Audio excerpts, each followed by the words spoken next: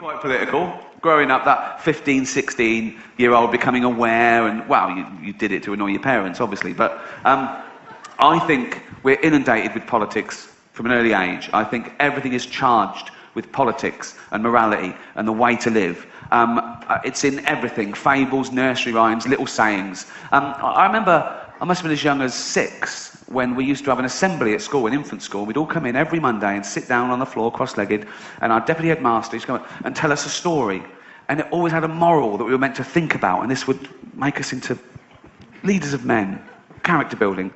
And he used to take ages over it, and he loved it. It was his best day, you know. And I remember he told us about the 2 mice, the lazy mouse and the industrious mouse. And it was summer, and these 2 little mice were out in the woods. The sun was out, the streams were babbling, there was flowers, there were berries, there were nuts, there was, and lazy mouse, he'd just be running around in the sun, having a bite from a berry, throwing the rest away. There was loads, it was never going to run out. Industrious mouse, he'd have a berry, sure, but he'd eat it all, and he'd put one away for a colder season. He knew. Lazy mouse, he'd be fucking running about, sunbathing, eating, chewing, throwing the rest away. Industrious mouse went, oh, be careful, lazy mouse, because come winter, oh, fuck off, you square.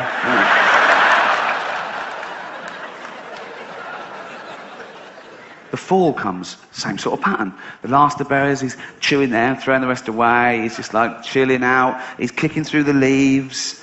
You can't see him. If you saw the leaves moving, he'd be under the leaves, basically. You'd go, what's that? It's lazy mouse underneath.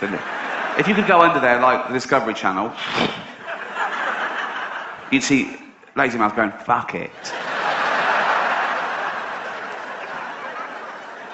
Industrious mouse, he'd be freeze-drying loads of berries, he'd be chopping wood, but he made an axe to chop the wood out of a little twig and a sliver of flint, which he tied on with a horsehair, thus enabling him to chop and stockpile fuel.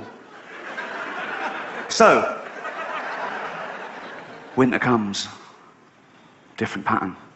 The ground's hard, there's nothing, there's no fruit, there's no berries, there's no nuts, there's nothing at all on those trees. And he can't find anything, and he's starving, and he's freezing, and he's losing his body weight. And of course, industrious mouse, now he's in his cottage that he built. Somehow. Roaring log fire, just sitting there, rocking, on a pebble. Knock at the door. Who's that? Obvious, isn't it? So he goes over to the door. He opens the door. It's Lazy Mouse. And he goes, what do you want? He goes, I'm cold and I'm hungry. I can't find any food and I think I'm going to die. And he goes, well, I did warn you, didn't I?